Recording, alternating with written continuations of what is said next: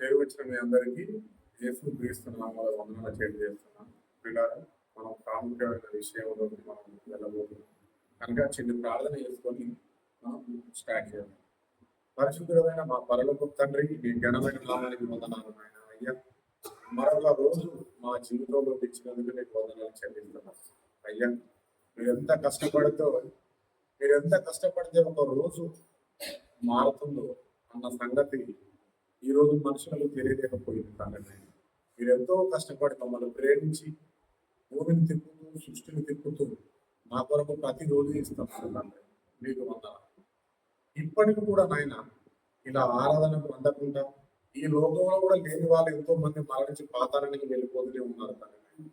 చనిపోయిన వాళ్ళు చనిపోతూనే ఉన్నారు, పుట్టే వాళ్ళు పుడుతూనే ఉన్నారు. పుట్టిన మనిషి మీ గురించి తెలుసుకోక మరణించి వెళ్ళిపోతున్నాడు తండ్రి. నాయన కొడుతున్నది ప్రతి మనిషి నీ ప్రాణాలిగా చొప్పున భూమి మీదకి వస్తున్నాడు అన్న సంగతి ప్రతి మనిషిని తెలుసుకోవాల్సిన అవసరత ఉన్నది కనుక తండ్రి కొన్ని మాటలు మీ పిల్లల్ని ప్రేమించి తండ్రి నాయన నా ద్వారా ఒక మంచి దైవికమైన విషయాలు నీ ఆలోచనలకు మమ్మల్ని తీసుకెళ్ళండి.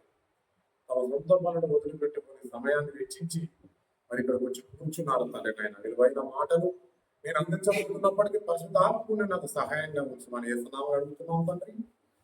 ఆమేన్. మరొక ఆదివారాన్ని దేవుడు నాకు ఇచ్చినటువంటి అవకాశాన్ని బట్టి దేవుడికి వందనాలు చెల్లించుకోవాలి. మనందరం మీరు కూడా మరి విలువైన మాటలు వినడానికి మీకంటూ ఒక సమయాన్ని ఒక ఆరాధనగా మీరు ఎంచుకొని గుడికి వెళ్ళాలని భక్తితో దేవుని పట్ల భయభక్తి కలిగి మీరు కూడా వాక్కులు వినడానికి వచ్చిన మీ అందరికీ కూడా దేవుడు ఖచ్చితంగా కృతజ్ఞతలు కూడా మీరు తెలియజేయాలి. ఎందుకు అంటే సోమవారం నుంచి శనివారం దాకా మనం అన్ని మన పనులే చేసుకుంటున్నాం. కానీ ఈ రోజు కూడా మనం ఏదో వ్యాపారానికి వెళ్ళినా ఏదో కూలికి వెళ్ళినా మనకు డబ్బులు వస్తాయి. కానీ ఈ డబ్బుల కంటే ఈ భూమి మీదనే సంపాదించిన ఈ ధనాన్ని మన అవసరత కొరకే, కానీ అంతకు మించి సంపాదించాలని అనుకున్న వారు ఈ లోకంలో వ్యాపారంలో రాణించాలని చాలా బిజీగా ఉంటూ ఆదివారం నాడు ఆరాధన కూడా అందకుండా కూడా వెళ్ళిన వాళ్ళు కూడా ఎంతో మంది మనకు. కానీ దేవుడంటే ఏందో, దేవుని మాట అంటే ఏందో, దేవుని పట్ల భయం భక్తి కలిగిన వారు మాత్రమే ఆదివారం నాడు ఖచ్చితంగా ఆరాధనకు అందుకుంటారు. ఈరోజు ప్రపంచమంతా ఆదివారం చాలా మంది పెద్ద పెద్ద గొప్పగా మరి ఆ ప్రభుత్వ దగ్గర మరి సేవలు చేసేవారు, ఒక ఉద్యోగానికి వెళ్ళేవారు ఆదివారం కూడా ఈ రోజు సమయం ఇవ్వకుండా తమ సొంత పనుల్లో బిజీ అయిపోతున్నారు. కనుక ఈ విలువైన ఈ చిన్న మాటలు ఒక 25 నుంచి 30 నిమిషాలు మీరు కనుక మీ మనసులని ఒకసారి ఓపెన్ చేసుకొని దేవుని కొరకు మీరు మంచి మనసులో మీరు వినగలిగితే ఈరోజు మనం ఒక చిన్న పాఠాన్ని మనం నేర్చుకోబోతున్నాం. ఈరోజు మన పాఠం ఏంటంటే ఎవరి కొరకు ఆలోచించుతున్నారు. ఈరోజు ఎవరి కొరకు ఆలోచిస్తున్నారు. ఈ లోకానుసారంగా మనం ఆలోచించగలిగితే ఒక భర్త తన కుటుంబాన్ని ఎలా పోషించాలి, తన పిల్లల్ని ఎలా పెంచాలి, వాళ్ళని ఎలాగో ప్రయోజకులుగా చేయాలని చెప్పని ఒక భర్త తన కుటుంబాన్ని గురించి ఆలోచించుకుంటూ ఉంటాడు. ఇకపోతే ఒక రాజకీయ నాయకుడు తన పదవిలో ఉన్నప్పుడు ఆ పదవిని కొనసాగించాలి అంటే అతడు పదవి పైన వ్యామోహాన్ని పెంచుకొని ఒక రాజకీయ నాయకుడు ఉన్నటువంటి ఆశలు ఎలా ఉంటాయి, ఆయన ఆశలు తారాస్థాయిలో ఉంటాయి. ఒక బిల్డింగ్ కట్టుకోవాలి, ఒక భవనాన్ని కట్టుకోవాలి, 10 మంది నన్ను గుర్తించాలి, అందరిలో నేను గొప్పవాడుగా అనిపించుకోవాలని చెప్పాలంటుంది. తన అధికారాన్ని పోగొట్టుకోకుండా మరి ఆ అధికారాన్ని కొనసాగించుటకు బతుకుతాడు. ఇకపోతే రాజకీయ నాయకుడు అనే మాట ఏంటంటే నా ప్రాణమంతా ప్రజల కొరకే అంటాడు. కానీ తన చుట్టూ మాత్రం మరి కొంతమంది పోలీసులను పెట్టుకొని ఉంటాడు. ఎందుకు? ప్రజల కొరకు ప్రాణం పెడతానన్నటువంటి రాజకీయ నాయకుడే తన చుట్టే పోలీసులను ఉంచుకోవడానికి సెక్యూరిటీగా ఉంచుకుంటాడు. ఎందుకు? తను కూడా బ్రతకాలనుకుంటున్నాడు భూమి మీద, తను కూడా బ్రతుకుతూ తన ఎంతో మందికి నేను మరి అందరికంటే గొప్పవాడిగా భూమి మీద ఉండాలి అనుకుంటున్నాడు. అందరిని తొక్కేసుకుంటూ సంపాదించుకుంటూ వెళ్ళిపోతున్నాడు. తన కుటుంబాన్ని బతికించుకోవడానికి కొరకే తన ఆలోచనలో పడుతున్నాడు మనిషి. అలాగే పుట్టిన పిల్లలు కూడా తల్లిదండ్రులను ఇష్టాన్ని నెరవేర్చాలని వారు కూడా తల్లిదండ్రులకు ఒక గొప్ప పేరు తేవాలని చెప్పిన పిల్లలు ఆలోచించుకుంటూ చదువులో రాణిస్తున్నారు, ర్యాంకుల్లో రాణిస్తున్నారు. పెద్ద పెద్ద పెద్ద పెద్ద చదువులు బాగా చదివి ఈ రోజు విమానాలు ఎక్కి మొత్తం బయట దేశాలకు వెళ్ళిపోతున్నారు. వాళ్ళ తల్లిదండ్రులకు నెలసరికి డబ్బులు వాళ్ళు సంపాదిస్తే ఉద్యోగం ద్వారా వచ్చే డబ్బులు వాళ్ళకు ఇంటికి పంపిస్తున్న కొన్ని తల్లిదండ్రులు ఆనందపడి పొందిపోతున్నారు. ఇలా ఎవరి గురించి వారే ఆలోచించుకుంటున్నారు. మనం భూమి మీద నుంచి తండ్రిలో నుంచి మనం భూమి మీదకి వస్తున్న కారణాన్ని మర్చిపోయాడు ప్రతి మనిషి. ఎవరి కొరకు వారు ఆలోచిస్తున్నారు. ఇలా తన జీవితాన్ని 60 నుంచి 70 సంవత్సరాల దాకా తన గురించి తను ఆలోచించుకుంటూ మరణించిన తర్వాత సంతాప సభలు కూడా పెడుతున్నారు ఈరోజు మనిషి. ఈ రోజు మరణించాడు కనుక 7 రోజులు దినములు చెప్పని ఈ ఆటను వస్తున్నాడు. ఈ రోజు మరి ఎంతో మంది దగ్గర బంధువులను రప్పించుకుంటూ మరణించిన వారి గురించి ఇంట్లో సంతాప సభలు పెట్టి జ్ఞాపకార్థల పూడికలు పెట్టి ఈ రోజు మరణించిన వారి గురించి బ్రతుకున్నవాడు ఆలోచిస్తున్నాడు. కానీ మరి మన గురించి ఆలోచించేవాడు భూమి మీద ఎవరు లేరా? మన గురించి ఆలోచించే వారికి ఎవరు లేరని మన మనిషి మర్చిపోయింది. మన గురించి ఆలోచించేవాడు ఉన్నాడు, ఒక్కడే దేవుడు. ఆ దేవుణ్ణి మర్చిపోయిండు మనిషి. భూమి మీదకి వచ్చిన తర్వాత తమ పనుల్లో బిజీ అయిపోతుంది ప్రపంచం అంతా. ఎవరి గురించి వారే ఆలోచించుకుంటూ డబ్బు లేకపోతే ఇక నేను బ్రతకలేను, కనుక ఈ డబ్బు లేకపోతే నేను ముందుకు వెళ్ళలేను, అడుగు వేయాలన్నా డబ్బే, అడుగు తీయాలన్నా డబ్బే ఉన్న ఈ లోకంలో దేవుణ్ణి మర్చిపోయింది ఈ రోజు ప్రపంచం అంతా. పిల్లల పైన తల్లిదండ్రులు ఆలోచిస్తున్నారు, తల్లిదండ్రుల పైన మరో తల్లిదండ్రులు ఆలోచిస్తున్నారు, ఒక భర్త భార్య గురించి ఆలోచిస్తున్నారు.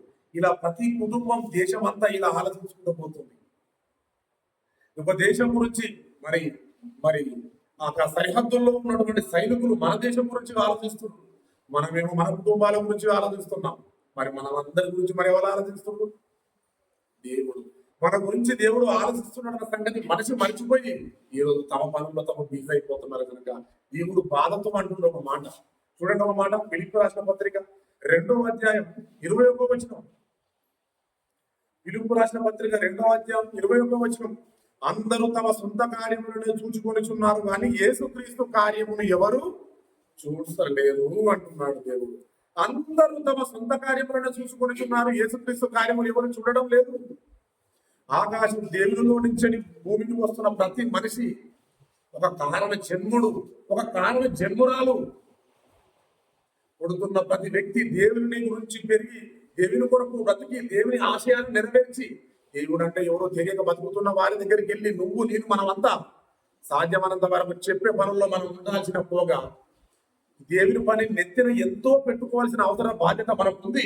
కానీ అది మనిషి మర్చిపోయి తన కుటుంబాన్ని పోషించుకోవడం కొరకే, తన జీవితాలు బ్రతికించుకోవడం కొరకే పక్క వారి గురించి ఆలోచించకుండా దేవుని గురించి తెలుసుకున్న తర్వాత కూడా మనం కూడా ఆయన పనులు లేక మనం కూడా తన సొంత జీవితంలో పడిపోతున్నాం. దేవుని వాక్కులు వినడానికి ఆసక్తి తక్కువ చూపుతున్నాము. కనుక దేవుడు అంటున్న మాట ఇక్కడ ఏంటిది? ఫిలిప్పీ రాసిన పత్రిక 2:21. అందరూ తమ సొంత కార్యములను చూసుకొనిచున్నారు కానీ యేసుక్రీస్తు కార్యములు ఎవరు చూస్తడం లేదంట. ఎంత బాధపడుతున్నాడు తండ్రి. పుడుతున్న ప్రతి మనిషి భూమి మీద నుంచే ఎదుగుతున్నాడు, చదువుతున్నాడు, పై చదువుతున్నాడు. చదివిన తర్వాత స్థలాలు కావాలంటున్నాడు, స్థలం పైన గొప్ప ఇల్లు కావాలంటున్నాడు, ఇల్లు సరిపోయిన తర్వాత కారు కావాలనుకుంటున్నాడు.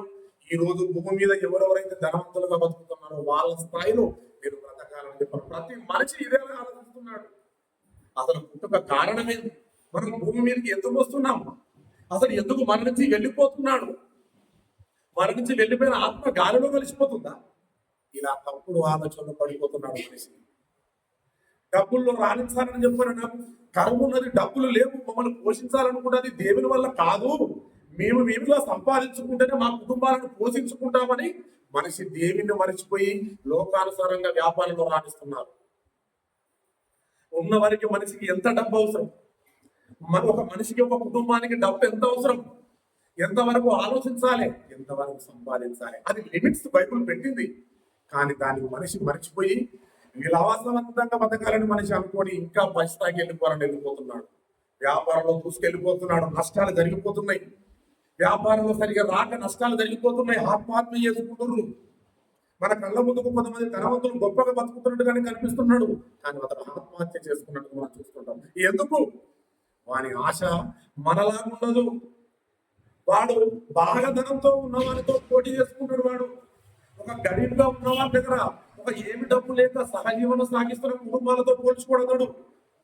నాకంటే ఎక్కువ సంపాదించే వారితో పోల్చుకొని వాడు ఆ రూట్లో ఆ ఆలోచనలో వెళ్ళిపోతాడు కనుక ఆ ఉన్నతమైన ఆ స్థాయి అందకపోయేసరికి వాడు 10 మందిలో తట్టుకోలేక, వ్యాపారంలో లాస్ అయిపోతుంది చూసి తట్టుకోలేక వాడు వాడు పాయిజన్ కోసం చచ్చిపోతున్నాడు. అయ్యో, మనం అంటుంటాం అప్పుడు కొన్ని సందర్భాలు, అయ్యో ఏమి లేకండి ఇతను చచ్చిపోయింది, ఎక్కడ పడితే అక్కడ స్థలాలు, ఎక్కడ పడితే జాగలు, కొడుకులు మంచి ఉద్యోగాలు, మంచి కార్లు ఉన్న ఎందుకు చచ్చిపోవాల్సి వచ్చిందంటే వాడు తక్కువ స్థాయిలో ఉన్నవాడి గురించి ఆలోచించడు, వాడికంటే పైగా ఉన్న స్థాయి వాడి గురించి ఆలోచించి ఆ స్థాయికి కూడా నేను చేరాలనుకున్న ఆలోచనలో పడ్డాడు కనుకనే వాని ఆలోచన వాడికి చంపింది. ఇక్కడ ఎవరి పనులతో వారంతా బిజీగా ఉన్నారు. భూమి మీద ఉన్నటువంటి ప్రతి మనిషికి డబ్బు అవసరమే, కానీ అది ఎంతవరకు అవసరం? మన స్థాయికి మించిపోయి ఆలోచనలు ఇస్తున్నాము కనుకనే మనం దేవుని చింతకు చేరలేకపోతున్నాం, దేవుని పైన మనం భారాన్ని ఉంచలేకపోతున్నాం. ఒక్క మాట నుండి 1 పేతురు రాసిన పత్రిక 5వ అధ్యాయం 7వ వచనం, ఆయన మిమ్మును గురించి చింతించుచున్నాడు. 1 పేతురు రాసిన పత్రిక 5వ అధ్యాయం 7వ వచనం, ఆయన మిమ్మును గురించి చింతించుచున్నాడు కనుక మీ చింత యావత్తు ఆయన మీద వేయుడి అన్నాడు. మన చింత ఎవరి మీద చేయాలంట? దేవుని పైన భారాన్ని కలిగి. ఈ రోజు భూమి మీద ఎవరున్నారు చెప్పండి? మన మన మన భారం అంతా దేవుని పైన వేసి ఎలాగైనా బతుకుతామండి. చచ్చిపోతే ఒకవేళ దేవుని దగ్గరికి వెళ్ళిపోతామండి. పొద్దున్న లేసి ఆయన పనుల్లో బతుకుతాము, ఆయన కొరకు జీవిస్తాం. ఎలాగైనా సరే మా అవసరాలు అన్నీ ఆయన తీరుస్తానంటుండు కదా. ఆయన మీ చింత అంతా, మీ కుటుంబంలో ఏ చింత అయితే మీకు ఉన్నదో అదంతా నా మీద వేయండి, ఒకసారి వేసి చూడండి అని దేవుడు అంటున్నాడు. ఎవరైనా దేవుని నమ్ముకున్న కుటుంబాలు, దేవుని నమ్మని కుటుంబాలైనా సరే దేవుని పైన చింత వేసి బతుకుతున్నారా? ఈరోజు దేవుని పైన చింత వేయడం లేదు కనుకనే దేవుడు మాకు ఎలా ఇస్తాడు డబ్బు? మేము కష్టం చేసుకుంటేనే మాకు ధనం వస్తుంది అనుకుంటుండు, కానీ చింత యావత్తు దేవుని పైన వేసి బతకాలే. అప్పుడే దేవుడు అంటే ఏందో నీకు తెలుస్తుంది. విశ్వాసం పూర్తంగా నీ కుటుంబం అంతా మరి మన చింతంతా ఆయన పైన వేసి మనం దేవుని బ్రతకగలిగాన్ని నిజంగా బతికిస్తానుకోవే. నమ్మకం లేదా? ఈ రోజు దేవుని పైన నమ్మకం లేకనే ఈ రోజు ప్రతి మనిషి సంపాదన బీజులో పడిపోతున్నాడు. ఇంకా రావాలి, రాణించాలి, 10 మందిలో గొప్పతనంగా ఉండాలి, ఒక కారు కావాలి, ఒక బిల్డింగ్ కావాలి, ఒక స్థలం కావాలి, అంతకు మించింది కాక ఇంకా కావాలనుకుంటున్నాడు మనిషి. అందుకే దేవుని పైన చింత వేయడం లేదు, దేవుని పైన చింత వేయడం లేదు. దేవుని పైన మనం అందరం చింతేసి బతుకుతే దేవుడు మనకేమి కావాలో ఆయనకు తెలుసు. ఆకాశ పక్షులనే పోషిస్తున్న దేవుడు మనిషిని పోషించలేదా? పోషించగలడు. చూడండి, ఒక మాట అంటున్నాడు. యోగు గ్రంథం 38వ అధ్యాయం 39వ వచనం. యోగు గ్రంథం 38వ అధ్యాయం 39వ వచనం. ఆడు సింహం నిమిత్తము నీవు ఎరను వేటాడగవా? సింహపు పిల్లలు తమ గుహలలో పండుకున్నప్పుడు, తమ గుహలలో పొంచి ఉన్నప్పుడు నీవు వాటికి ఆకలి తీర్చదవా? యోగుతో అంటున్నాడు దేవుడు. తిండి లేక తిరుగులాడుచు కాకి పిల్లలు దేవునికి మొరపెట్టున్నప్పుడు కాకి ఆహారం సిద్ధపరచేవాడేవాడు నేనే కదా. చూడండి, ఒక సింహం ఒక చింగని వెంటాడుతున్నప్పుడు మన డిస్కవరీ ఛానల్లో మన టీవీలో చూస్తుంటాం అంతా. ఒక సింహం ఒక దుప్పిని లేదా అడవిలో ఉన్నటువంటి ఒక లేడి దుప్పిని వెంటాడుతున్నప్పుడు అది దొరకకూడదు, వెళ్ళాలి, అసలు తప్పించుకోవాలని మనం అనుకుంటాం. మనం ఆ టీవీలో మనం చూస్తున్నప్పుడు ఒక సింహం వెంటబడుతున్నాం. కానీ దేవుడు అది ఆ దానికి ఆహారం ఇవ్వడానికే ఉంది. ఒక జంతువు మరో జంతువుకు బలి కావాల్సిందే. కానీ మనం అనుకుంటాం ఆ సింహం ఆ చింటను వెంటాడుతున్నప్పుడు అయ్యో దొరకకూడదు, అయ్యో చచ్చిపోతుంది. అది దొరికినప్పుడు మాని అది అరుస్తుంటే, అది అరుస్తున్నా కోతి అది గుంజులాడుకుంటూ ప్రాణం ఉండదని చీల్చి తన ఆహారం తీసుకున్నప్పుడు మనకు చాలా బాధగా అనిపిస్తుంది. కానీ దేవుడు ఏమంటుంది తెలుసా? సింహపు ఆకలి అవుతుంది, కానీ ఆ ఆకలిని తీర్చేది ఎవరో తెలుసా? నేనే అంటుంది. చూడండి, 39వ వచనం 38వ అధ్యాయం. ఆడు సింహము నిమిత్తము నీవు ఎరను వేటాడగవా? ఒక ఆడసింహం అంట పిల్లల కన్నా తల్లికి ఆహారం ఎంత అవసరమో మీకు తెలుసు. తన పిల్లలకు తల్లి మరి పాలు ఇస్తున్నప్పుడు దానికి ఎంత ఆహారం తీసుకోవాలి, ఎంతో ఆహారం తీసుకుంటూనే తమ పిల్లలకు. ఒక మనిషి మాత్రం ఒకడు కనగలరు, 2 కనగలరు, కానీ సింహం మాత్రం 10 పిల్లలను కనగలరు. 10 పిల్లలకు మరి అది పాలివ్వాలి అంటే ఎంత ఆహారం అవసరం తల్లికి? మరి అంత ఆహారాన్ని సింహానికి ఎవరివ్వాలి? జ్ఞానస్థానం ఉంది ఇక్కడ. ఆడు సింహము నిమిత్తము నీవు ఎర్రను వేటాడేదవా? సింహము పిల్లలు తమ తమ గుహలలో పండుకున్నప్పుడు, తమ గుహలలో పొంచి ఉన్నప్పుడు మేము వాటి ఆకలి తీర్చడవా? యోగు చెప్పు, నీకు చాతనైతే చెప్పు. కాకి పిల్లలు దేవునికి మొరపెట్టున్నప్పుడు కాకి ఆహారం సిద్ధపరచబడేవాడు నేనే. కాకి ఆకలిస్తున్నట, కాకి ఆకలిస్తున్నప్పుడు అని చెప్పని దేవుని ప్రార్థిస్తుందట. ఎక్కడో ఒక దగ్గర పురుగులని అక్కడ పక్కన ఉన్నటువంటి ఒక చెరువును చూపిస్తాడు దాని దేవుడు. ఆ చెరువులోకి వెళ్ళి ఎక్కడో చిన్న చిన్న చేపలు లేదా ఒడ్డున పక్కన ఉన్నటువంటి పురుగులని తన ఆహారంగా తీసుకొచ్చి తన పిల్లలకు తాను తినేటట్టుగా దేవుడు ఆహారం అందిస్తున్నట. కానీ ఆ ఆకాశ పక్షులు ఒక సింహం రేపటి గెట్ట సిద్ధపరచుకోవాలని చెప్పని ఏ రోజు కూడా అనుకోదు. అది ఈ రోజు ఆకలి ఆ రోజు దేవుడు ఇస్తాడని ఒక నమ్మకం. మాట్లాడలేని ఒక పక్షికి, ఒక జీవికి దేవుడు నాకు ఎలాగైనా సరే ఆహారం ఇస్తాడు అని ఒక నమ్మకం ఒక పక్షులకు, ఒక జంతువులకు కలుగుతున్నప్పుడు మాట్లాడగలుగుతున్నటువంటి ఒక మనిషి సృష్టినంతా తయారు చేసి ప్రతి జంతువు మన కింద పాదాల చెంత పెట్టి మనల్ని గొప్పవాడిగా చేసి తన ఆత్మను మనలో పెట్టి ఒక మాట్లాడగలిగిన శక్తి ఒక మనిషికి ఇస్తున్నప్పుడు దేవుని మీద అసలు మనిషికి నమ్మకమే పోయిందండి. మన చింతంతా దేవుని మీద వేయలేకపోతుండు మనిషి. చింత వెయ్యక దేవుని పైన నమ్మకం లేక ఈ రోజు నన్ను ఎవరు పట్టించుకోలేరు. నాకు సమస్య వస్తే నా దగ్గర బంధువులు ఎవరు నా దగ్గరికి రావడం లేదు, పరామర్శించడానికి కూడా నా దగ్గరికి రావలేదని చెప్పని ఈ రోజు మనిషి ఆత్మహత్య చేసుకొని చచ్చిపోతున్నాడు. నన్ను ఎవరు పట్టించుకోవడం లేరు అని చెప్పని మనిషి ఆత్మహత్య చేసుకొని చచ్చిపోతుండు, వింటిని దాగి చచ్చిపోతుండు, పాయసం దాగి మరణిస్తుండు. ఆకాశ పక్షులనే దేవుడు పోషిస్తుండు. ఒక సింహం ఒక రోజు వేటాడినప్పుడు దాని మాంసం ఎంతో తెలుసా? తినడం 20 నుంచి 25 కిలోలు తింటుంది ఒక సింహం మాంసం. తన ఆకలైనప్పుడు తన పిల్లలతో పాటు మరి వెంటాడి సింహాన్ని మొత్తం తీర్చుకొని తింటుంది. కానీ కొన్ని వదిలేసి వెళ్ళిపోతుంది. కాకులు వచ్చిందంటే ఈగల్స్ తెలుసు కదా మనం, గద్దలు. సింహం ఒకటి వెంటాడి తినడం ద్వారా కొంచెం ఆహారం కడుపున్న తర్వాత అక్కడ వదిలేసి వెళ్ళిపోతుంది కొంచెం మిగతా మాంసాన్ని. కానీ ఆకాశ పక్షులు మరి వేరే ఉన్న ఎన్నో చిన్న చిన్న పక్షులు వచ్చి తినిపోతాయి. అంటే దేవుడు ఏదో రూపంలో వాటికి ఆహారం అందిస్తూనే ఉన్నాడు. ఒక పక్షులకు నమ్మకం సాయంకాలం వరకు నాకు ఎలా ఆహారాన్ని సిద్ధపరచుకోవాలని ఏ రోజు కూడా అది ముందుగా తీసుకొని వచ్చి పెట్టదు. ఒక సింహం రేపు తినడానికి కొరకని చెప్పని అడ్వాన్స్ గా ఒక జంతువును చంపి తీసుకొచ్చి తన గుహలో పెట్టుకోదు. ఎప్పటి ఆహారాన్ని అప్పుడే సిద్ధపరచుకోవడం. ఎందుకంత నమ్మకం అనంటే దేవుడు ఆ సమయం వరకు దేవుడు ఆహారం ఇస్తుంది మరి ఒక నమ్మకం ఉంది. ఒక సింహానికి ఉంది నమ్మకం, ఒక కాలికి ఉంది నమ్మకం, ఒక జంతువుకు ఉంది నమ్మకం.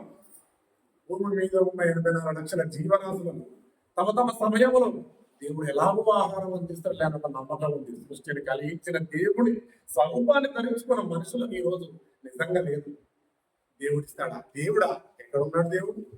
దేవుడు ఉంటే నాకు ధనం ఇస్తాడులే, దేవుడు ఉంటే నాకు డబ్బు ఇస్తాడులే. ఇచ్చిన ఆ డబ్బు ఎంత ఇస్తాడు? ఇన్ని విచారణతో పని చేయండి, డబ్బు రాదే.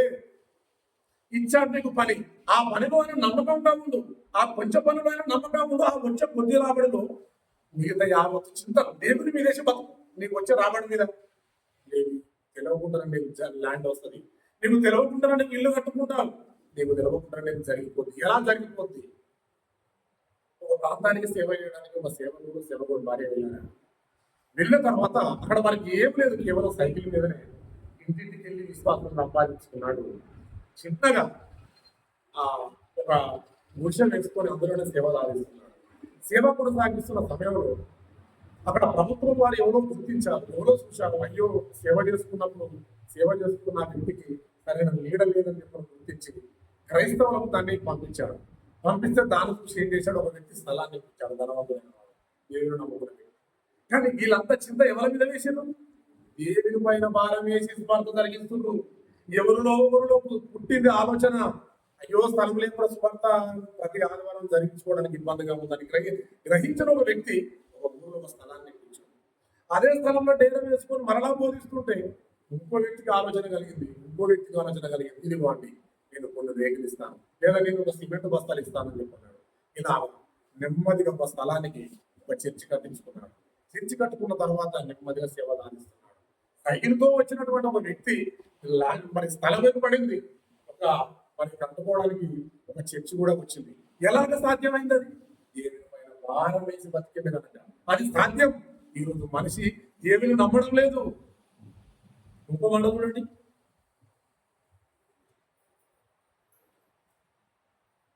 కీర్తన గ్రంథం 136వ అధ్యాయం.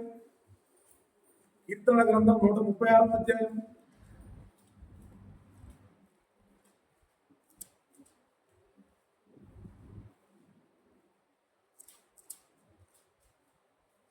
కీర్తన గ్రంథం 136వ అధ్యాయం 25వ వచనం. సమస్త జీవులకును ఆయన ఆహారం ఇచ్చుచున్నాడు, ఆయన కృప నిరంతరమును అంటున్నాడు. సమస్త జీవులకును ఆయన ఆహారం ఇచ్చుచున్నాడు. భూమి మీద ఉన్న 64 లక్షల జీవరాశులకు ఆహారాన్ని అందిస్తూనే ఉన్నాడు. ఆకలి లేక చచ్చిపోయిన జంతువులంటూ ఏది ఉండదు. ప్రమాదంలో మరణిస్తాయి, లేదా మరో జంతువు వచ్చి ఆయన తింటూ ఆయన మరణిస్తుంది తప్ప ఆహారంతో మరి అలమటించి చనిపోయేటువంటి పరిస్థితి ఏ జీవికి రాదు. అన్ని జీవులకు ఆయన ఆహారం అందిస్తుంది. ఆయన కృప నిరంతరం ఉంటదంట. కృప ఏమంటుంది ఇక్కడ? ఆయన కృప నిరంతరమును. 64 లక్షల జీవరాశులనే దేవుడు సరైన సమయాన్ని ఆహారాన్ని అందిస్తున్నప్పుడు ఆయన సృష్టి కలిగించి అందులో మనల్ని గొప్పవాడుగా చేసి మాట్లాడేంత ధన్యత మనిషికి ఇచ్చిండు. ఒక జంతువు మాట్లాడుతుందా? ఒక పక్షి మాట్లాడుతుందా? మాట్లాడదు. మాట్లాడేంత ఘనత ఎవరికి ఇచ్చారు? మనకి ఇచ్చాడు. కానీ మనం గొప్పవాళ్ళము కదా. గొప్పవాళ్ళం. దేవుడు అన్నాడు తెలుసా? నీకంటే దావిది అంటాడు, నీకంటే మమ్మల్ని కొంచెం తక్కువవాడిగా చేసావయ్యా అంటాడు. అంటే దేవుని కంటే మనం కొంచెం తక్కువ వాళ్ళని. మరి కొంచెం తక్కువ వాళ్ళమ్మ కనుకనే మనం మరణించిన తర్వాత ఆయనతో పాటు మనం ఉంచుకోవాలనుకుంటున్నాడు దేవుడు. ఒక పక్షినో, ఒక ఎద్దునో, ఒక సింహాన్నో ఆయనతో పాటు ఉంచుకోవాలనుకుంటున్నాడు.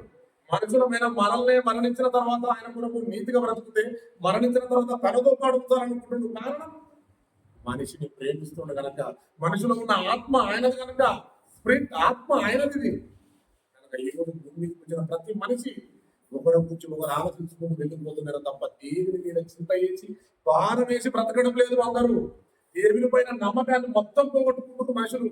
దేవుని అసలు మనిషి నమ్మడం లేదు. ఇలా బాగా సంపాదించి దేవుణ్ణి మరిచిపోయి బాగా సంపాదించిన ఒక ధనవంతుడు ఉన్నాడు. దానికంటే ముందు ఒక మాట చూడండి. యేసు ప్రభువు ఉన్న కాలంలో మత్తయి సువార్త 6వ అధ్యాయం.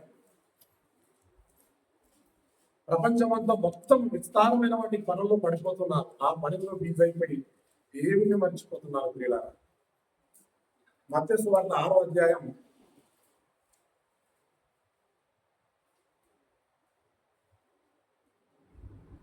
10వ అధ్యాయం. లూకా సువార్త 10వ అధ్యాయం 41వ వచనం. అందుకు ప్రభువు, మార్తా నీవు అనేకమైన పనులను గురించి విచారం కలిగి తొందరపడుచున్నావు, కానీ అవసరమైనది ఒక్కటే. ఏమంటున్నాడు? అవసరమైనది ఒక్కటే, మరియు ఉత్తమమైన దానిని ఏర్పరచుకొనెను. ఎవరు? మరియమ్మ. యేసు ప్రభు వారు వచ్చారు ఆ కాలంలో స్వార్థ ప్రకటించడానికి. వచ్చినప్పుడు మార్తా అనేకమైన పనుల విచారం కలిగి ఉంది లోపల. మరియమ్మ మాత్రం ఉత్తమమైనది ఎంచుకుంది. ఏంటిది ఉత్తమమైనది? దేవుని వాక్యం. ఈరోజు మీరు వచ్చారు, ఈరోజు మీరు పనికి వెళ్తే మీకు డబ్బు వస్తుంది, ఈరోజు కూలికి వెళ్తే మీకు డబ్బు వస్తుంది, కానీ అవన్నీ మీరు వదిలేశారు, ఉత్తమమైనదని తెలుసుకున్నారు. ఈరోజు నేను కూడా ఆదివారం నా కుటుంబాన్ని, నా భార్య పిల్లల్ని సంఘానికి పంపించి నేను కూడా వాక్యం వెళ్ళడానికి ఒక ఉత్తమమైనదని నేను తెలుసుకున్నాను, మీకు బోధిద్దామని చెప్పాలి. లోకమంతా ఈరోజు ప్రపంచం అంతా చాలా బిజీలో ఉంది. డబ్బంతా వెనకాల వేసుకోవాలి, సంపాదించుకోవాలి అని చెప్పాను ఆలోచన కలిగి ఉంది. కానీ మీరు మాత్రం దేవుని పట్ల ఆసక్తి కలిగి మీ దగ్గరకు వచ్చారు. అంటుంది చూడండి యేసుప్రభు అంటున్న మాట. అందుకు ప్రభు అంటుండు, మార్తా నీవు అనేకమైన పనుల గురించి విచారం కలిగి తొందరపడుచున్నావు, కానీ అవసరమైనది ఒకటే, మరియా ఉత్తమమైన దాన్ని ఏర్పరచుకొనెను, అది ఆమె యొద్ద నుండి తీసివేయబడదు. మార్తా అనేకమైన పనులు యేసుప్రభు వచ్చారు కనుక ఏదో పెట్టాలి, ఏదో చేయాలి, వంట చేయాలని చెప్పని బిజీలో పడింది, లోపడింది. కానీ మరియా మాత్రం ఆయన మళ్ళీ వస్తాడో రాడు, ఈతో గొప్ప వస్తాడో రాడు, ఈ మార్గాన యేసు వస్తాడో రాడు, మరోసారి వచ్చిన అవకాశాన్ని వినియోగించుకోవాలని చెప్పని చేసిందంటే మరి ఆయన పాదల దగ్గర కూర్చొని ఆయన వాక్కులు విన్నారు. అంటే అనేకమైన పనుల పడి విచారంలో పడింది మార్తా అంటుడు. మరియా అంత బీజులో ఉన్నప్పుడు ఏమంటుంది? మళ్ళా అక్క మరియా గొప్పటికి రా, పని చేదురా చెప్పాను. కానీ మరియమ్మ మాత్రం ఏమంటుంది? ఉత్తమమైన దాన్ని తెలుసుకొని దేవుని వాక్కులను కూర్చుంది. ఇది సమాజానికి కావాలి, ఇది మనం అందరం పాటించాలి. ప్రతి ఆదివారం ఉత్తమమైన దాన్ని దేవుని సన్నిధికి రావాలి. సెల్లుంటే సెల్లులో వాక్యంలో వినాలి. లేకుండా పక్కన పట్టణంలో వాక్యం జరుగుతూ వెళ్ళాలి. అది ఉత్తమమైన పనులు. ఎవరి పనులు ఎవరి గురించి వాళ్ళు ఆలోచించుకుంటూ వెళ్ళిపోతున్నారు. మరి తండ్రి గురించి ఆలోచించదు. మరి నువ్వెప్పుడు ఆలోచిస్తావు దేవుడి గురించి? మనం ఎప్పుడు ఆలోచించాలి దేవుడి గురించి? మన ఆయుష్ తగ్గిపోతుంది, మన ఆయుష్ తగ్గిపోతుంది. మనం చేయాల్సినటువంటి మన సాయ శక్తుల కొరకు కొంతమందిని సువార్త ప్రకటించి దేవుడికి లెక్క అప్పగించాలన్న ఆలోచన మనకుందా? ఈరోజు ప్రపంచానికి ఉందా? లేదు. ఎవరో కొద్ది మంది నిస్వార్థంగా సేవ చేస్తున్నారు. మరి నీ మట్టుకే సత్యాన్ని వెలిగించుకుంటున్నావు. మరి నీ గుండెలో ఒక వెలుగుతూ ఉంది, వాక్యం అనే వెలుగుంది. మరి ఈ వెలుగు 10 మందికి చెప్పవాలి. 10 మందికి వాళ్ళు మారకపోయి చెప్పాల్సిన బాధ్యత మనకు ఉందా లేదా? మరి ఈరోజు నీకు నువ్వుగా మారిపోతే సరిపోతుందా? నీలో ఉన్న ఆత్మ, నీ సహోదరులో ఉన్న ఆత్మ ఒకటే కదా. అది తండ్రిలో నుంచి విభజించబడి వచ్చిన ఆత్మే కదా. వారిని కూడా మార్చాలని ఆసక్తి మనలో ఉండాలి. మరి మీ గురించి మీరు ఆలోచించుకుంటే, నా గురించి ఆలోచిస్తే మరి పరలోకంలో తండ్రి ఉన్నట్టు మరి ఆయన గురించి ఎవరు ఆలోచించాలి?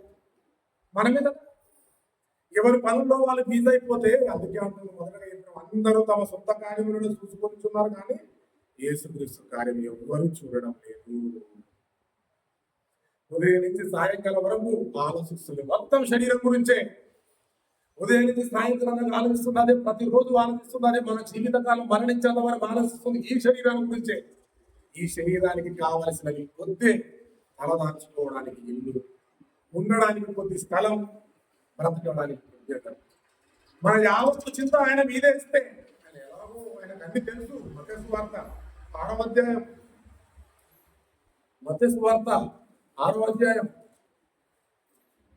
26వ వచనం. మత్తయి సువార్త 6వ అధ్యాయం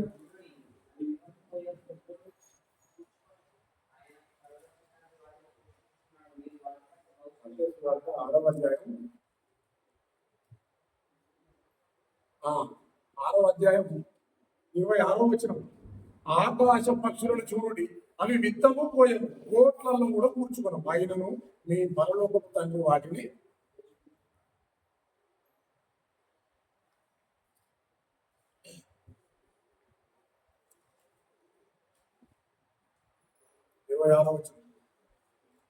ఆకాశ పక్షులు చూడండి, అవి విత్తము పోయవు, కోట్లలో కూర్చుకున్నాము, బయలు మీ తండ్రి వాటిని పోషించుచున్నాడు. 30వ వచనం. నేడు రేపు పొయ్యిలో వేయబడి అడవి గడ్డిని దేవుడిలాగా అలంకరించిన ఎడల అల్ప విశ్వాసులాగా మీకు మరి నిశ్చయముగా వస్త్రములను ధరింపజేయము కదా. కాబట్టి 31. కాబట్టి ఏమి తిందుదమో, ఏమి త్రాగుదమో, ఏమి ధరించుకుందామో అని చింతింపబడి అన్యజనులు వీటన్నిటి విషయమై విచారిస్తారట.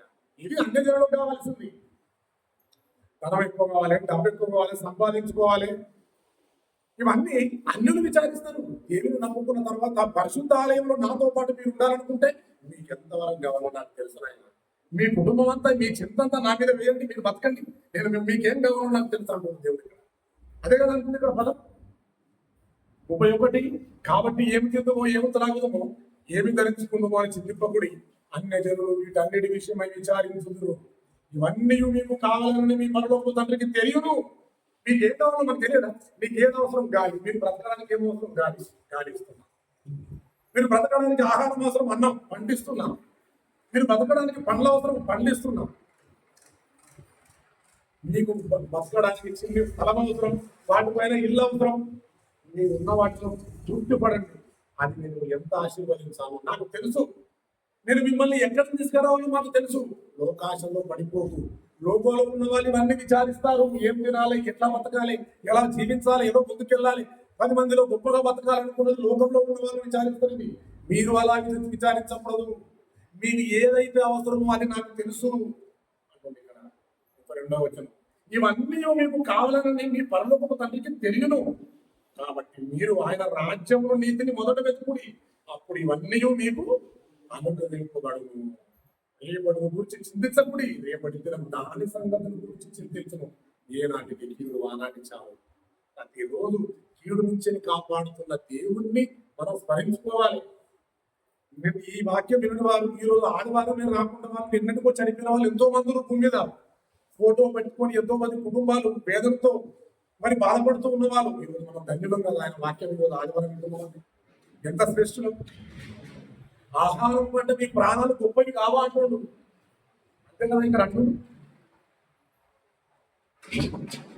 25వ వచనం, 25వ వచనం. అందువల్ల నేను మీతో చెప్పుచున్నది ఏమనగా, ఏమి తిందుమో ఏమి త్రాగుదమని మీ ప్రాణము కూర్చేయలను, ఏమి ధరించుకుందాము అని మీ దేహం కూర్చేయాలని చింతింపకుడి. ఆహారం అంటే ప్రాణము, వస్త్రముల కంటే దేహముడు గొప్పవి కావాలి. అంటే మన ప్రాణాలు గొప్పవి. నీలో ప్రాణం ఉంటేనే కదా నువ్వు ఆకలి అవుతుంది. నీలో ప్రాణం లేకపోతే మనకెక్కడ ఆకలి? మరి ప్రాణం ఉంచగలుగుతుంది ఎవరు? దేవుడు. ప్రాణాన్ని దేవుడు ఇస్తున్నాడు కనుక మనం ఎప్పుడు దేవుని తలుసుకుంటే అది ఆహారం ఎలాగో వస్తుంది. పక్షులు ఎలాగో ఆలోచిస్తారు, ఆహారాన్ని ఎవరిస్తున్నారు? దేవుడే. సకాలంలో అవి ప్రతి రోజు ఆహారాన్ని ఏదో విధంగా దేవుడు తన చేతులతోనే అందిస్తుంది. మరి పక్షుల కంటే, ఆకాశాల కంటే, ప్రకృతిలో ఉన్న అన్నింటికంటే మనుషుల పుట్టవాళ్ళు మన చింతంతా ఆయన మీద వేసి బతుకుతున్న అబద్ధం అసలు లేనే లేదు. మన చింతంతా దేవుని పోయే వేయడం లేదు కనుక మన కుటుంబంలో ఇన్ని అల్లరులు, ఏమి లేకుండా బతుకుపోవడం, అంతా విచ్చి భిన్నలుగా అయిపోవడం, చిన్న భిన్నలుగా అయిపోవడం, దేవుని పైన విచారణ లేకనే, దేవుని పైన చింత వేయకనే మన బతుకులేదా కొనసాగుతుంది. మరొక మాట చూడండి, యోహాను సువార్త 6వ అధ్యాయం 63వ వచనం. యోహాను సువార్త 6వ అధ్యాయం 63వ వచనం. ఆత్మయ జీవింపజేయుతున్నది, శరీరం కేవలం నిష్ప్రయోజనం అన్నాడు. శరీరం నిష్ప్రయోజనం అన్నాడు.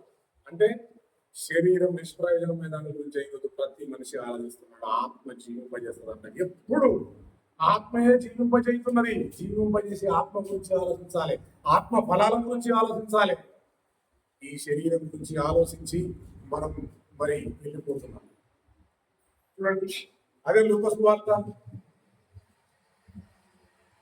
15వ అధ్యాయం 16వ అధ్యాయం. లూకా సువార్త 16వ అధ్యాయం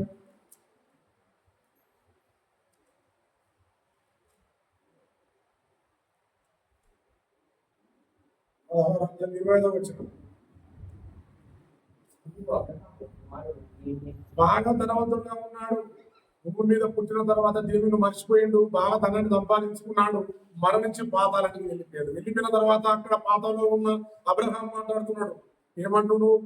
అందుకు అబ్రహాము, కుమారుడా, నీవు నీ జీవిత కాలంలో నీకు ఇష్టమైనట్టు సుఖం అనుభవించింది, అలాగే నేను లాజరు కష్టం అనుభవించను, జ్ఞాపకం చేసుకున్నాము. ఇప్పుడైతే వాడు ఇక్కడ నెమ్మది పొందుతున్నాడు, నీవు యాతన పడుచున్నావు. పాతాలో కాలిపోతున్నటువంటి ధనవంతుడు తన కుటుంబంలో ఉన్నటువంటి వారికి ఇంటికి రక్షణ కావాలని కోరుతున్నాడు. భూమి మీద ఉన్నప్పుడు అవకాశాన్ని పోగొట్టుకున్నాడు ధనవంతుడు. బ్రతికి ఉన్నప్పుడు, ఆ కాలంలో ఉన్నప్పుడు దేవుని వాక్యాలు వినలేదు. ఎంతమంది చెప్పినా వినక తన ఇష్టానుసారంగా భూమి మీద అందరికంటే గొప్పవాడుగా బతకాలనుకున్నాడు. మెడలో బంగారాన్ని వేసుకున్నాడు, చేతిలో బంగారాలు తొడిగించుకున్నాడు, అందరితో నమస్కారం పెట్టించుకున్నాడు. పాతాళానికి వెళ్ళి కాలిపోతున్నాడు. పాతాళానికి వెళ్ళి కాలిపోయిన తర్వాత తెలిసిపోయింది విషయం, మారిపోయిన విషయం. అగ్ని జ్వాలలు ఆత్మకు తగులుతున్నాయి, వేదన తగులుతుంది, నాలుగే ఆరిపోతుంది. ఆత్మకు నీళ్లు కావాలని చెప్పాను. అక్కడ దూరంగా ఉన్నటువంటి అబ్రహాన్ని, నాకు కొన్ని నీళ్లు కావాలని చెప్పంటే లాజరును పంపించమనుకున్నాడు. అప్పుడు అంటుండు, నీకు ఇష్టం వచ్చినట్టు భూమి మీద సుఖం అనుభవించింది కనుక నువ్వు నరకంలో కాలవాల్సిందే, నిన్ను నరకంలో వేయాల్సిందే, నువ్వు నరకంలో కాలాల్సిందే. ఈ శిక్ష నీకు కరెక్టే. భూమి మీద ఉన్నప్పుడు దేవుని కొరకు తెలుసుకోక, నీతిగా బ్రతకక, ఆయన ఇష్టానుసారంగా మనం అందరం జీవించక, నువ్వు పాదాలను వెళ్ళి కాలిపోతున్నావు కనుక నువ్వు కాలాల్సిందే. అలా అప్పుడు ఆలోచించడు పాదాలలో అమ్మ బాబోయ్, నేను ఎలాగో పాదాలలో కాలిపోతున్నాను కనుక నాకు 5 సహోదరులు మరి భూమి మీద, అక్కడికి వాళ్ళకి రక్షణ అవసరం. ఈ మరణ వేదనటువంటి పరిస్థితుల్లోకి నేను ఎలాగో కాలిపోతున్నా. చూడండి ఎంత ప్రేమ. ధనవంతుడు భూమి మీద తప్పు చేసి దేవుని తెలుసుకుంటూ మరణించి పాతాళంలో కాలిపోతున్నప్పటికీ కూడా భూమి మీద ఉన్నటువంటి తన కుటుంబము ఈ మార్గాన, ఈ నరకం అన్నటువంటి ఈ ద్వారానికి తన కుటుంబాన్ని రప్పించుకోకుండా మరి స్వర్గానికి పంపించాలని చెప్పని పాతాళంలో ఉన్న ఒక వ్యక్తికి ఎంత ఆలోచన ఉంటే భూమి మీద ఉన్నప్పుడు మనకి ఇంకెంత ఆలోచన ఉండాలి. మన కుటుంబాన్ని ఎలా చక్కగా దిద్దుకోవాలి, మన కుటుంబం అంతా ఒకరు మరణిస్తున్నా పోతే ఆ రక్షణ అయినటువంటి ఆ పరమేశ్వరుడు వెళ్ళిపోవాలి, ఆ దేవునితో కూర్చోవాలని మనందరం, మన పిల్లలందరం వచ్చి ఆయన భూమి మీద బ్రతుకున్నప్పుడే ఈ పాఠం ద్వారా మనకు నేర్పిస్తాం. పాతాళంలో ఉన్న వ్యక్తే తన కుటుంబం నరకానికి రాకుండా ఉండాలి అంటే ఏం చేయాలని చెప్పని అడుగుతున్నప్పుడు అబ్రహాం అంటున్నాడు, భూమి మీద మిరియాము ప్రవక్త మరి ఉన్నారు, మోషే ఉన్నారు, అహరోను ఉన్నారు, వాళ్ళు చెప్పిన మాటలు విని నీతిగా బ్రతికితే వాళ్ళు పరదేశికి దేవుతో ఉంటారని చెప్పారు. అన్నాడలేండి, అన్నాడు కదా. చూడండి ఇక్కడ 27వ వచనం. అప్పుడు అతడు, తండ్రి అలాగైతే నాకు 5 సహోదరులు ఉన్నారు, వారు ఈ వివిధరకరమైన స్థలములకు రాకుండా వారికి సాక్ష్యం ఇచ్చుటకై నా తండ్రి ఇంటికి అన్నాడు. నా తండ్రి ఇంటికి వారిని పంపించవలనని నిన్ను వేడుకొనుచున్నాను అన్నాడు. అంటే తన ఇంటికి రక్షణ పంపించాలనుకుంటున్నాడు. నేను కాలిపోతున్నటువంటి ఈ పాతాళంలోకి నా కుటుంబం రాకూడదు, నేను నష్టపోతున్నా, కాలిపోతున్నావు. ఇది ఎన్ని రోజులు కావాలి? 1 రోజు 2 రోజులు కాదు, కోట్ల సంవత్సరాలు, యుగాలు కాలిపోవాలి నేను. కనుక ఈ వేదన నేను పడుతున్నాను. కేవలం దేవుణ్ణి నమ్మక, దేవుణ్ణి గుర్తించక, ఈ ఒకరి గురించి ఒకరు ఆలోచించుకుంటూ ధనాన్ని సంపాదించుకుంటూ మన చింతంతా దేవుని పైన వేయక అందరికంటే గొప్పగా బతకాలని ఆశపడ్డెందుకే శిక్ష. దేవుని మనిషి భూమి మీద బ్రతికి తన కోసం తాను ఆలోచించుకుంటూ, పిల్లల గురించి ఆలోచించుకుంటూ, ధనాన్ని ఆశించి ఎక్కువ సంపాదించుకొని దేవుని మనిషి భూమి మీద సంపాదించిన, భూమి మీద సుఖం అనుభవించుండేమో కానీ మరణించిన తర్వాత మాత్రం కోట్ల సంవత్సరాలు యుగాలుగా కాలిపోతుండు నరకంలో. మరి ధనవంతుడు అలా కాలిపోతున్న ధనవంతుడికే నా కుటుంబం ఈ పాతాళానికి రాకూడదని అంటుండు, నా కుటుంబానికి రక్షణ అవసరం అని అంటుండు. కనుక భూమి మీద ఉన్న దేవుని కొరకు బ్రతుకుతున్న వారందరూ ఎంతో మంది సువార్త చెప్పే వాళ్ళు ఉన్నారు. వాళ్ళ మాటలు విని మారు మనసు పొంది వారు మరి నీతిగా బ్రతికినట్టయితే ఈ అగ్ని ద్వారంలోకి వెళ్ళరు, వారు నరకాన్ని తప్పించుకుంటారు. యేసుక్రీస్తును నమ్ముకోవాలి వాళ్ళు భూమి మీద ఉన్నప్పుడు. ఆయన కొరకు బతుకుతాన్ని బాప్తిసం తీసుకోవాలి. మరణించిన తర్వాత నాకు ఒక లోకం ఉందని నువ్వు బతుకున్నప్పుడే నమ్మాలి. సత్యంగా నువ్వు నిజాయితీతో నీ భూమి మీద ఉన్నంత వరకు నీ పవిత్రతను కాపాడుకొని సమాజానికి వెళ్ళి వాక్యం ప్రకటించి మరణించిన తర్వాత నిజంగా పరదేశి గారు పరలోకంలో ఆయనతో ఉంటామన్న నమ్మకం మనకు కలగాలి. అలాంటి రక్షణలో నువ్వు ఉన్నట్టయితే అలాగే ధనవంతుడు కాలుతున్నటువంటి ఆ వేదనకరమైన పరిస్థితుల్లోకి మనం వెళ్ళం. నిత్యంగా సుఖములు ఆయన చేతిలో ఉన్నవి అంటాడు. దేవుని చేతులు ఆయన చేతుల్లోకి మనం వెళ్ళిపోతాం. కనుక ఎవరి ఇష్టానుసారంగా వాళ్ళు ఆలోచించుకోకూడదు. మన చింత యావత్తు దేవుని పైన వేసి బతుకుదాం. ఏమైతుంది? ఎలాగో బతుకుదాం. ఎన్నో వ్యాపారాలు చేసినాం, ఎంతో నష్టపోయినాం, ఎంతో డబ్బు సంపాదించుకోవాలనుకుంటే మన వల్ల కాలేదు. మరి కానప్పుడు ఇప్పుడైనా దేవుని పైన చింతేసి ఆ బుద్ధి కాలం మీద దేవుని కొరకు బతుకుతే ఒక ట్రై చేసి చూద్దాం ఏమవుతుంది. మన చింత యావత్తంతా దేవుని మీద వేసి మనం పనిచేద్దాం. ఎలా జరుగుతుందో ఒకసారి చూద్దాం. మన చింత వేసుకొని పోతే నష్టాలు జరుగుతాయి, లాభాలు జరుగుతాయి, అవసరం నష్టం వస్తాయి, 10 మందిలో పరుగుతుందని చెప్పని చచ్చిపోవడం జరుగుతుంది. అదే దేవుని పైన భారం వేసి మనం బతుకుతున్నాం అనుకో, సమాధానం దొరుకుతుంది, శాంతి దొరుకుతుంది. ఆ వచ్చిన రాబడిలో దేవుడు ఆశీర్వదిస్తాడు. మనకి ఎంతో మరణించిన తర్వాత ఆయనతో ఉంటాం. ఇంతకైనా ఇంకేం కావాలి మనకు?